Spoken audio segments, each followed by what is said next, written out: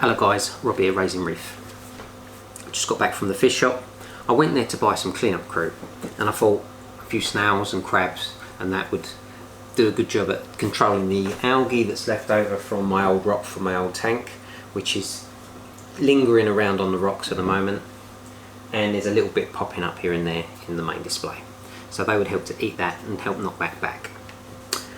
The price of clean-up crew has gone through the roof. Some of the hermit crabs prices were ridiculous. We're talking like £8 a crab, up to like £40 a crab.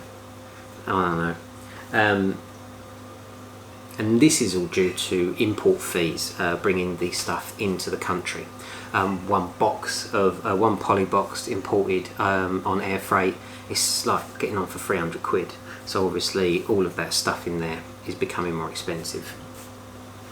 I did, however, pick up a few snails to add to the tank. I've got 5 Nasarius snails. They will sift through the sand. And I also got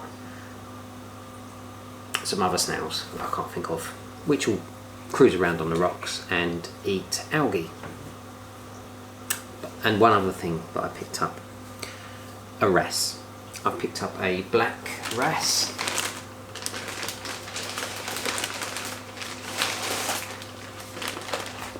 Let's see if we can see the little fella.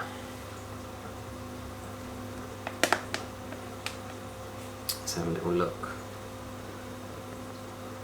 Can you see him in there? Beautiful little wrasse. We're going to try again with another wrasse. The first one ended up damaging itself as it went into the tank and it didn't last. Hopefully this little guy will do a bit better. So I'll pop that in there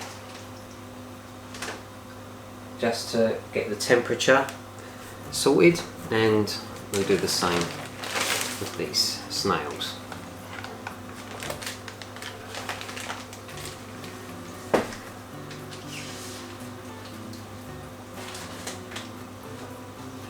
They haven't been in the bags very long, so temperature acclimating them isn't going to take very long. I'll open the bag shortly and I'll start adding a little bit of the aquarium water in the same way that we always do when we add new livestock to the tank, and then I'll show you them going into the tank.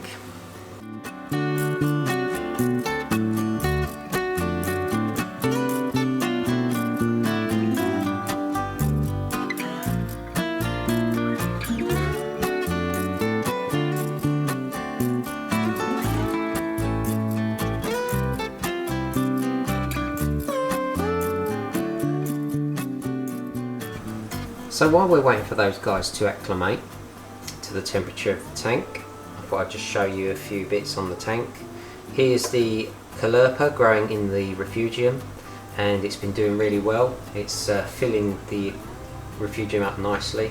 I'm going to be harvesting quite a bit of that out today. I have taken quite a big bit out this morning, which I've posted to my friend who wanted to start his refugium, and he was looking for a little bit to add to that, so that's been popped in the post.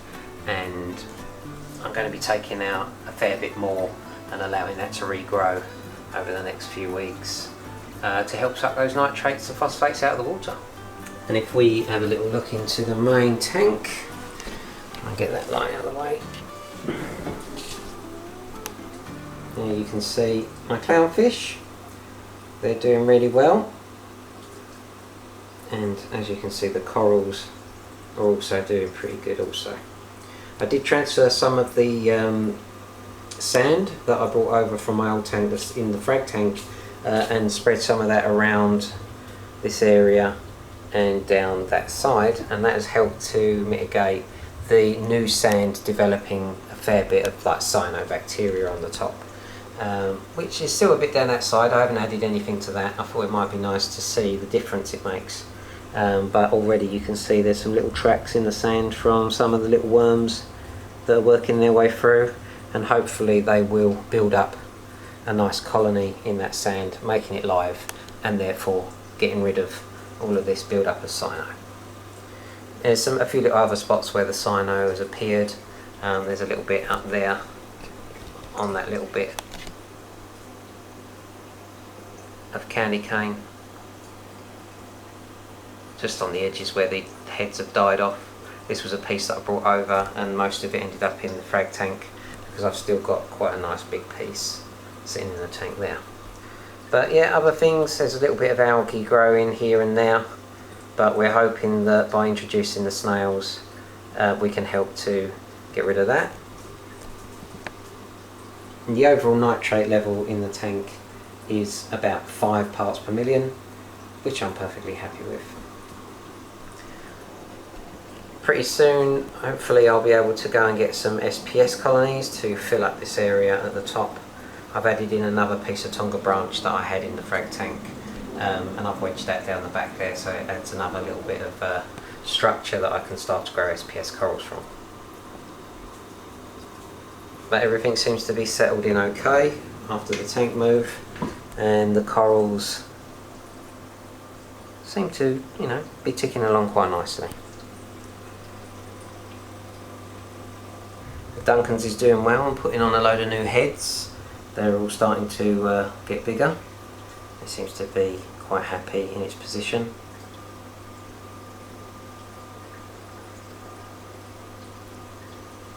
And the anemones, if you can see one,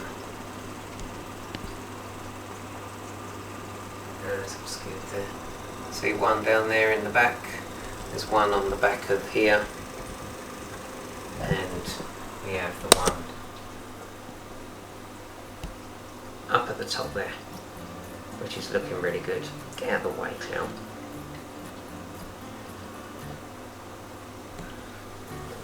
Take a little look in the frag tank. I've got a couple more of the anemones just chilling out on the rocks there. Some Monoporus etosa frags hanging around in there, ready to be moved on. Nice big lump of frog spawn there, and then a load of candy cane, and then the fish that are acclimating.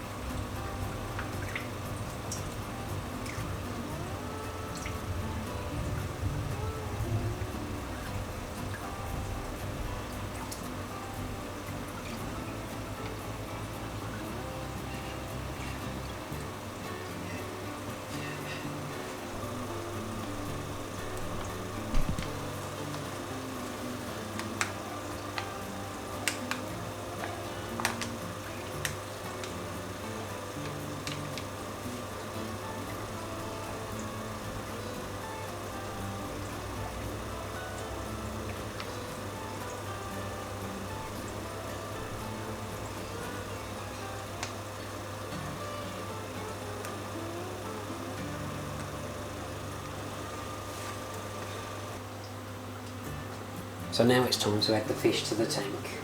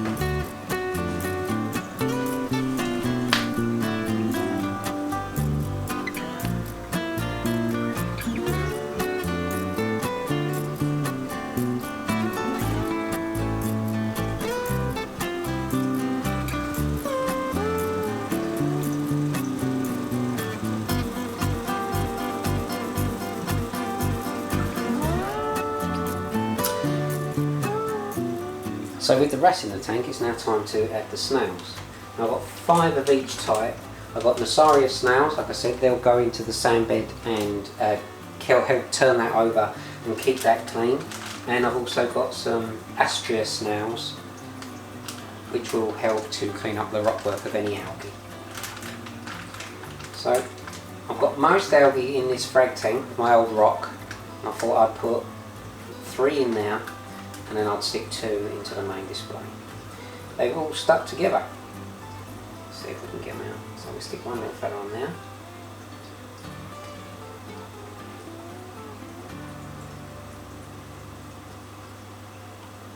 Another one.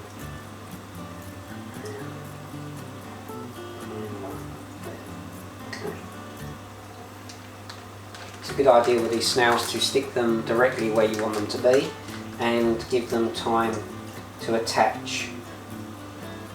Because if you just drop them onto the sand, they don't really want to be on the sand, and quite often they won't want to attach to it. Ow.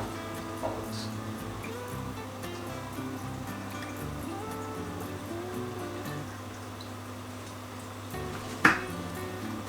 No, it's not food for you.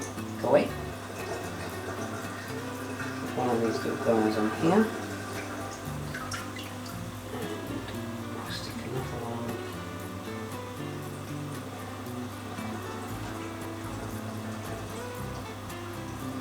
On here. Because that's where we're wanting to start eating.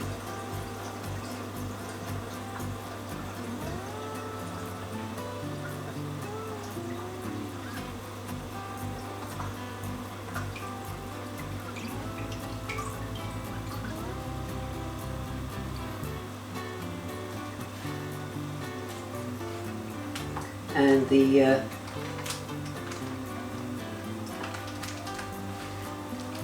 all the Nasaris snails are starting to crawl out of the bag. And these guys, you can just drop them straight in and they'll find their own way around.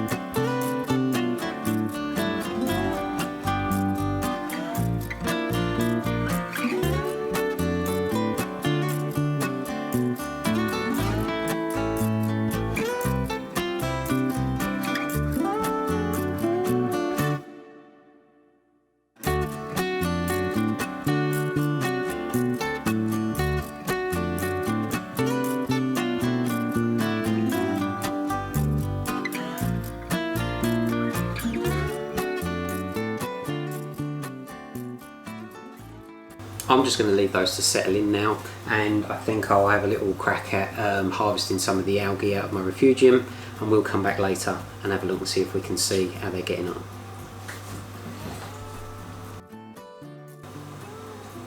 So when it comes to harvesting the refugium algae, it's just a case of reaching in and starting to pull it out.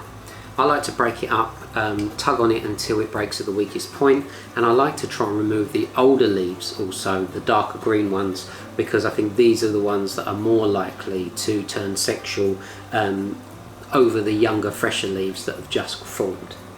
This is only about 2 or 3 weeks growth, and we've had a remarkable amount of algae grow in that period.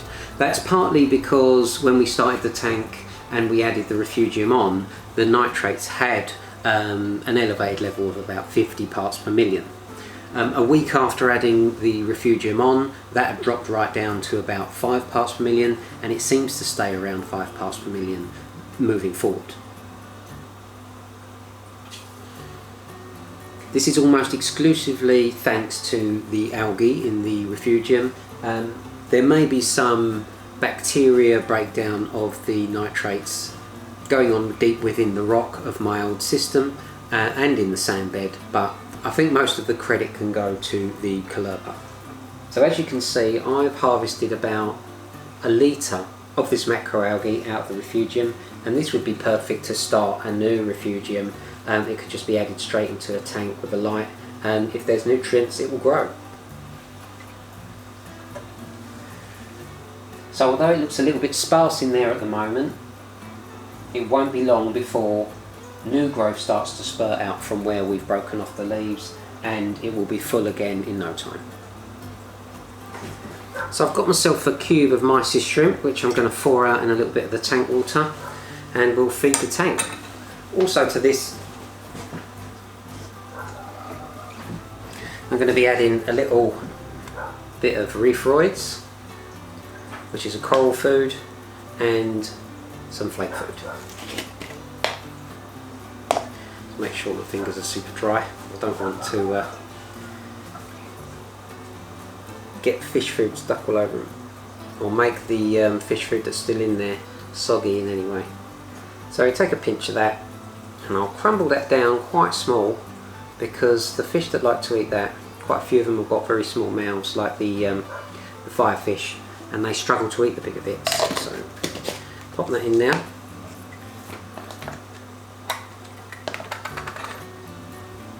And I'm just going to take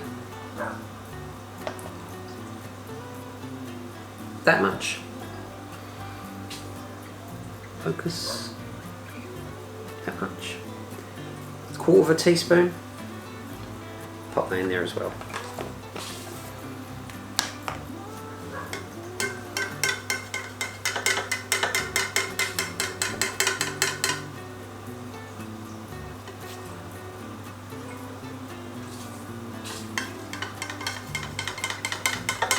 Now the wrasse has only been in there for a couple of hours, so I'm not anticipating the food being enough to bring it out of hiding just yet, because it's been through a bit of an ordeal, having been caught at the fish shop, bagged up, and then dumped into my tank. But we may see the Nassarius snails come to the surface and start looking for some food once they smell that mysis. And of course my other fish will come out to feed, so we'll be able to get a look at those as well. The clowns are already eagerly awaiting their food, as they always are, and even the watchman goby has made an appearance at the front of the tank because he's well overdue his dinner. So with all that thawed out, let's get you into position so you can see a good view of the tank, and I'll pop the food in and we'll see what happens.